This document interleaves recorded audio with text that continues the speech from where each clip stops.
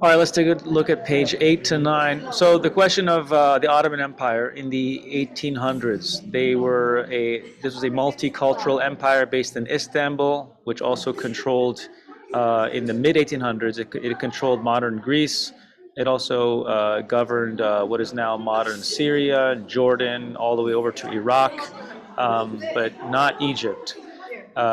Sorry, they did officially control Egypt, but in practice, Egypt was independent under the Muhammad Ali dynasty. That was why the rulers of Egypt call themselves a Khedive, or in Turkish Hudav, and not Sultan, because the Sultan was the Ottoman Sultan in Istanbul. So Istanbul and the Sultan of the 1800s, they control what is now Greece to the west, and then to the south, Syria, all the way down to the borders of Egypt, and then to the east, Iraq. And it was a multicultural, multi-religious empire. People spoke many different languages. And there's a book about that by Michelle Campos, an American professor, whom I took a class with at Cornell University. She's now at Penn State. Ottoman brothers, Muslims, Christians, and Jews in early 20th century Palestine. So after 1923, after 1923, Turkey itself, what is now Turkey, has a kind of resistance type of war, which prevents the main part of what is now Turkey from being occupied long term by the British and the French, because the Ottoman Empire was on the losing side of World War I. But then the Ottoman Empire does lose control of all the countries south of it, the Arabic-speaking regions, Syria. This is where you get French Lebanon, British Iraq. Those are the regions that the British and the French were able to control. And then there was this region called, what was known at the time in coins and in documents as British Palestine, in the 1920s, 30s, and 40s. So she's looking at this story of British Palestine. It was called British Mandate Palestine. You can look up what mandate means there, in the 1920s, 30s, and 40s. And she's looking at the background of that in the 1910s, 1900s, 1890s.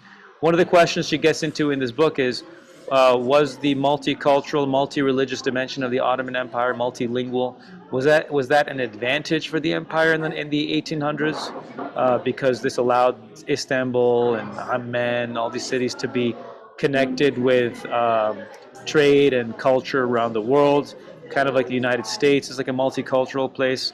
Or was this multicultural thing, was it a disadvantage? Because in the late 1800s, some of the cultures were kind of breaking off as separate national movements, like the Greek national movement, which was oriented around the Greek Orthodox religion, Greek language, and so Greece separated from the Ottoman Empire in the name of Greek language, Greek Orthodox religion, and Greek identity.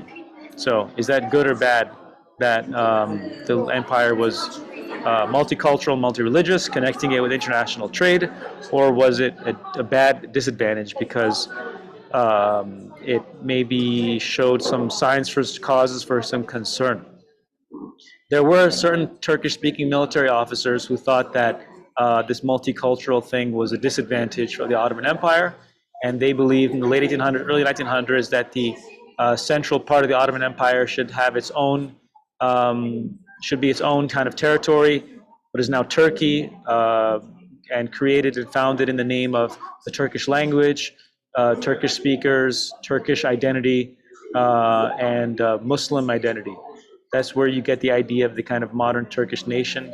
This is where you get the famous motto of the first leader of modern Turkey, Mustafa Kemal Atatürk, where he says, "Ne mutlu Türk'üm diyene," how happy it is or how great it is to be a Turk, meaning that's part of the national identity, to be a Turk, not a Greek or an Armenian or a Macedonian or whatever the other cultures of the Ottoman Empire were. So on page 8, but right before it, end of page 7, the British are discussing this. No longer the glorious expanding state that inspired fear among its rivals and admiration among their intellectuals, by the early 20th century, the Ottoman Empire, long derided or criticized in European capitals as the sick man of Europe, meaning economically, had suffered numerous territorial losses, economic contraction, getting smaller, and internal unrest and fragmentation, like Greece breaking off. This is where you get the beginning of the in the late 1800s, early 1900s, um, um, the Middle East conflict, the early stages of what becomes the Arab-Israeli conflict, where um, there are some questions in the Middle East about the future of the Ottoman Middle East. Is it going to be separate as an Arabic-speaking? Are these going to be Arabic-speaking nations? Are they going to be? What's going to happen there? For a Europe that idealized and normalized the homogeneous nation state, so the Europe's homogeneous meaning one culture. For a Europe that idealized and normalized the homogeneous, a one culture nation state, let's skip over that. The Ottoman Empire, home to dozens of religious sects, languages, and ethnic groups, was an anachronism, meaning outdated. As G.F. Abbott, a British war correspondent dispatched to Istanbul in early 1909, noted, the Ottoman nation has been compared for a variety of ingredients to an omelet, yet unless the political epicures are sadly at fault, so you can skip that phrase, it lacks the first essential of that dish. Though stirred and beaten for centuries, the ingredients still refuse to mix. So this British observer thinks that there are a lot of cultures there, and it's kind of like an omelet, but the different cultures do not mix. Another foreign correspondent likened Ottoman subjecthood, meaning like citizenship, to conscription, meaning like bringing people into the army. The Greeks, Armenians, and Albanians are Turkish subjects because they have to be. So he's saying that these British observers thought that this was a problem, that all of these cultures they maintain their languages and religions, even if they are usually bilingual in Turkish. He thinks that it's weird that they kind of don't mix more. Uh, at its and this seems kind of like hypocritical because the British themselves in the 1800s were having problems between the English and the Irish. Up until the 1980s and 90s, you have like a major Irish-English conflict. Then it says in the next paragraph, at its base, this sentiment reflected.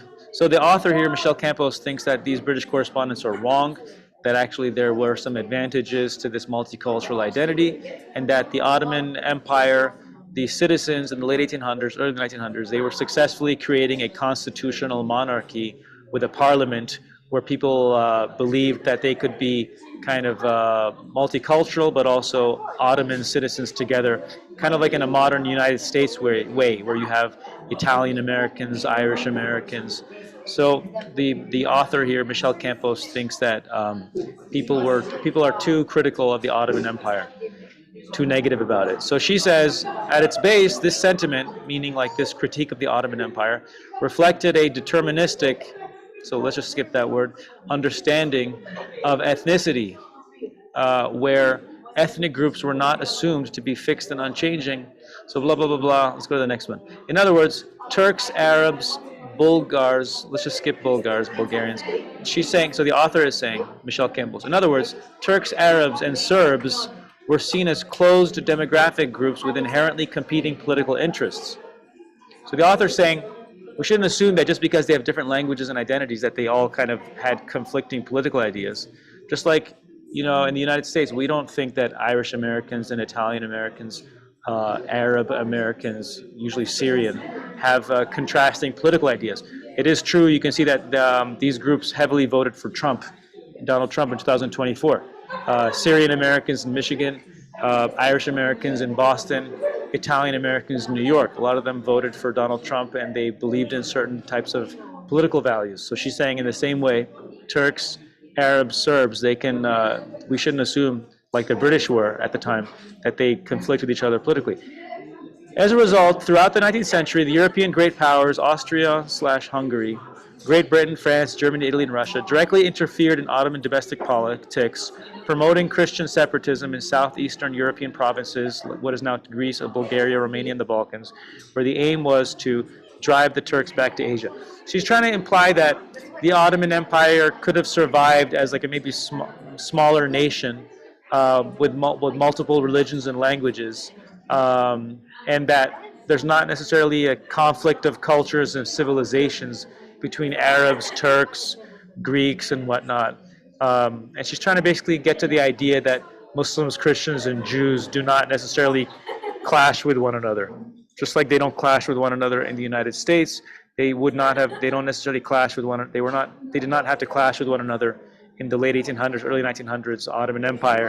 And she's trying to imply that some of this kind of clash is the result of outsiders imposing, like the British, imposing their ideas about separate religious national identities on the citizens of the Ottoman Empire. And this is where you can see it is true that the groups, like individual groups like the Greeks, were kind of internally divided about these ideas, because the Greeks of the Ottoman Empire who were in Greece believed in a separate Greece, which is how they separated Greece for Greek speakers, Greek Orthodox Christians, Greek history. But then there were the Greek speaking Greek Orthodox of Istanbul, who today are still in Istanbul. So you actually do have the Greeks who are Greek Orthodox, Greek speakers, bilingual in Greek, who live in Istanbul, who remain in Turkey after the fall of the Ottoman Empire. And I remember meeting myself an old Greek man, kind of a Greek-speaking Turkish citizen, around a Greek church district in Istanbul today, and I spoke Turkish to them, and I said, "Have you ever been to Greece?" And he was like, he said the way he said "never" was like as if he was proud of it. He's like proud of his Istanbul, formerly Constantinople heritage. Remember that before the Ottoman Empire, in the 1400s, Istanbul was a Greek-speaking city, so Istanbul was very much a kind of part of Greek heritage as much as Athens is. And so that's the big takeaway, that this book is trying to get into the idea. So the next paragraph. The Ottoman state population diversity was a product of successful empire building. So in the early days of the Ottoman Empire in the 1500s, this multiculturalism was like kind of an advantage of the Ottoman Empire. It allowed Istanbul to be connected to all the empires of the world. Osman had consolidated power in Asia. The empire spread. Later sultans integrated various subjects into the state. The early Ottoman military included Christians, so etc. The Ottoman Empire did want Jewish people from Spain to come to the Ottoman Empire, which they did, which is why modern Turkish Jews typically have Spanish last names. They are Sephardic Jewish people originally from Spain and Morocco who came there in the 1500s on the invitation of the Sultan, just as Italians were also inviting Spanish and Moroccan Jewish people over. So kind of interesting. So again, the book is trying to say that there's not necessarily any kind of universal clash of cultures and civilizations between Muslims, Christians, and Jews, or Arabs, Turks, Greeks, and that this is a European idea. And just like and she's saying, just as the United States is able to have these people live together peacefully, the Ottoman Empire was doing this first. But there is a contrasting idea that the British and even modern Europeans sometimes believe, which is that when you have too many languages and cultures and religions in a country, there can be a kind of clash of civilizations. This is where in the middle position might be a place like Egypt in the 1950s, where the Egyptian military is saying you can have languages and religions and cultures here, but at the very least everyone needs to have the same passport and go to the same types of public schools and learn the national language. So this is where when you go to Egypt, you have Egyptian Muslims and Egyptian Christians who speak Arabic, and it's kind of multi-religious, multicultural, but people are still Arabic-speaking Egyptian citizens. Yay! All right, learning.